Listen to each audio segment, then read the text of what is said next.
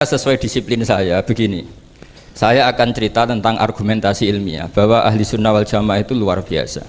Biasanya kitab-kitab terjemahan Wahabi itu memang cukup provokatif dan dengan narasi yang memang siapapun yang nggak pernah mondok pasti tertarik. Misalnya begini, cerita bid'ah misalnya, iyyakum wa muhdatsatil umur fa inna kulla bid'atin dhalalah wa kulla dhalalatin finnar, misalnya gitu. Wa kulla muhdatsatin bid'ah wa kulla bid'atin dhalalah wa kulla dhalalatin finnar.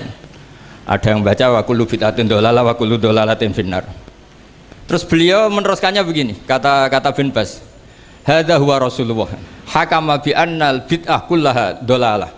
Terus diteruskan wa jarra asy-Syafi'i faqasama ila hasanatin wa dhalalatin wa sayyi'atin.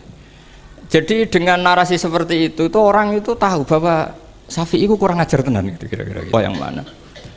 Tapi kemudian Sayyid Muhammad dalam kitab Abwaabul Faros juga dalam kitab-kitab beliau menyanggah itu dengan mengatakan jika makna bid'ah adalah yang nggak pernah dilakukan Rasulullah itu salah besar. Terus beliau cerita sekian hal, termasuk yang diceritakan adalah ada seorang sahabat ketika sholat dengan Rasulullah tidak pakai doa mainstream, yaitu ketika i'tidal sahabat tadi bilang alhamdulillah hamdan katsiran thayyiban mubarakan fih.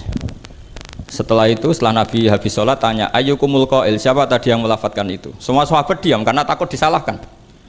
Tapi apa yang dikatakan Nabi? Tidak, saya tidak akan menyalahkan. Saya tadi melihat isna asyara malakan. Saya tadi melihat 12 malaikat. Yabtadirunaha ayyuhum yaktubu awwalu. Semuanya itu bergegas siapa yang nulis awal. Terus kata sahabat tadi, ha anada ya Rasulullah. Padahal ini satu kalimat yang bahkan Rasulullah tidak mengajarkan. Dan Rasulullah bahkan iskal, kenapa ada kalimat itu? Tapi toh dibenarkan oleh Allah dan Rasul. Cerita Sayyid Muhammad kedua adalah ada sahabat setiap ngimami itu main kulhu. Tanya sama Rasulullah, kenapa kamu main kulhu? Ini dilaporkan ke saya. Kata si musolli tadi, imam tadi, li annaha sifatur rahman. Karena dalam surat itu semua sifatnya Allah. Maka fa'ana uhibbuha. Saya senang itu. Apa kata Rasulullah? Saya disuruh bilang Allah ke kamu bahwa Allah mencintai kamu karena kamu mencintai kulhu. Tapi artinya itu dibenarkan Rasulullah min ghairi sabqi ta'limin minhu, tanpa ada pelajaran dari beliau.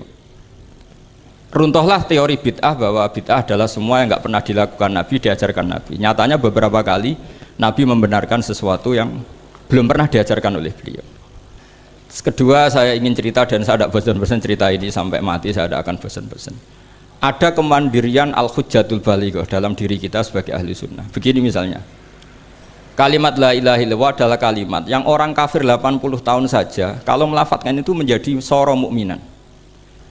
Lah ini kita tahlil yang sudah muslim hanya karena kalimat thayyibah justru menjadi kafir. Ini kan madzhab aneh.